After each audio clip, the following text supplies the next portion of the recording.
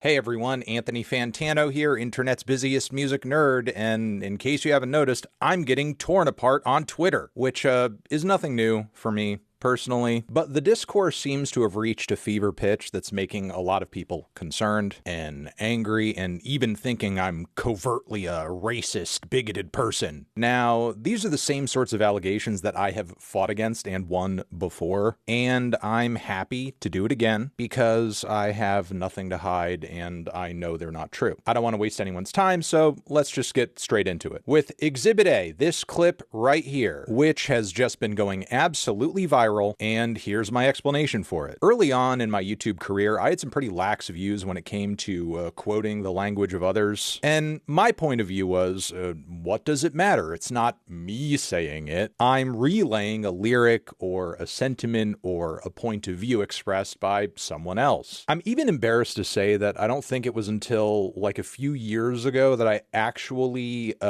changed and censored the text of this 2014 Death Grips review title. And as you can see in the comments of this video, there's even a lot of discourse and jokes flying around about me not saying the title. And at the time, this sort of thing left me feeling like this is more or less a moral gray area. I extended this attitude into other pieces of content I've made, like this one, where it is also clear I am quoting someone even in the tightly edited state this clip has been presented in. And the reason I'm doing so is to voice disagreement with calling people racial and homophobic slurs as a bit, which is what the original content creator I was quoting was doing. And he himself has since apologized for this whole era of his career, but I'm not getting deeper into the weeds than that because this video isn't about him. Because the fact of the matter is I should have and could have just censored myself while pointing this behavior out. But unfortunately, my position left me feeling kind of nonchalant because it's not the words themselves, but the sentiment of them that's being expressed that's truly disgusting. And sure, while that is true on some level,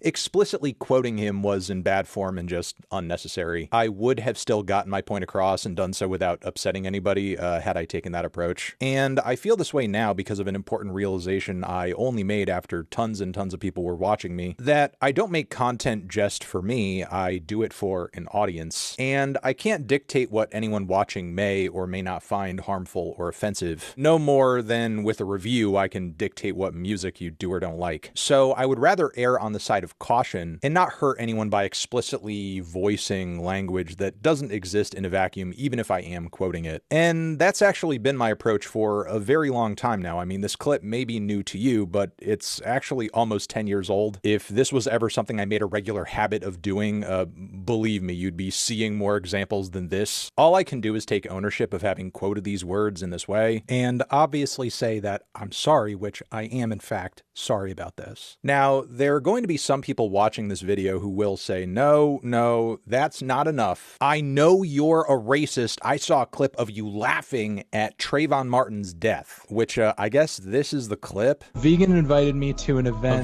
that taught me about PETA's buying guide / neoliberal whiteness and Trayvon Martin. Okay. Dude, fuck Trayvon. I was thinking Trey Melvin. I had a big thing with Trey Melvin. Which I will agree, that doesn't look good. But believe it or not, the way this clip has been presented is a lie, and it's been heavily edited too. First off, I gotta say, the Drunken Peasants podcast where I was appearing in that clip is explicitly not a right-wing podcast. While, yeah, it's true the show has featured a pretty wild range of guests over the years, and the humor tends to run a bit edgy, they also regularly make fun of right-wingers, alt-right psychopaths, and the president. And in this clip that you just saw, I'm reading a super chat that is on the screen that was sent in by a viewer of the show. And the reason I'm jumping into reading it is that partially it is a dig at me, because on the show it's not exactly a secret that I'm an openly liberal vegan. And from there, here is what actually happens. A vegan invited me to an event that taught me about PETA's buying guide / neoliberal whiteness and Trayvon Martin. Okay. Dude, Fuck Trayvon. No. Oh shit! I was gonna. You're such an. I don't know.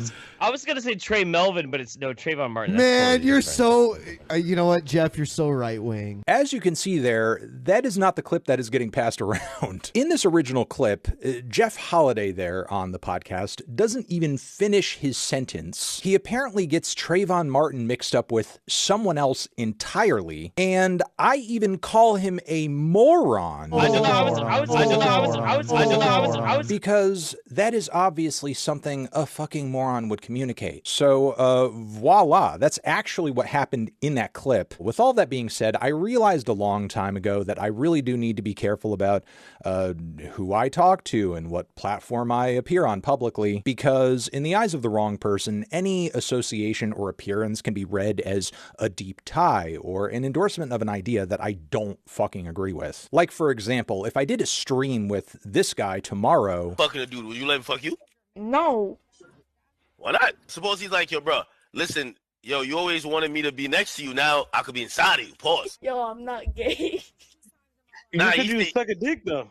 Yeah. People might understandably think that I endorse the idea of having sexual conversations with underage boys, and I don't. So while I know that nobody owes me their forgiveness and I can't control what everyone thinks about me, I'm going to continue to do my best to make sure that I'm not sending across the wrong idea, especially considering a lot of the music I review and endorse on a regular basis deals in some pretty heavy and serious topics. Topics that I would be completely in opposition to were I a bigoted weirdo. But as much as this is a principle of mine, I would also like to be spared the headache of just some freak trying to frame me disingenuously and make it seem like I'm okay with a child being killed by a racist vigilante, which is where the most truly aggravating thing about this whole situation comes up, because we currently live in a time where between ICE, between our current president who got in the position where he is after saying that Haitian immigrants are going to eat your pets, white supremacy is like really at a fucking peak right now. And because of that, it's vitally important that when things are being called out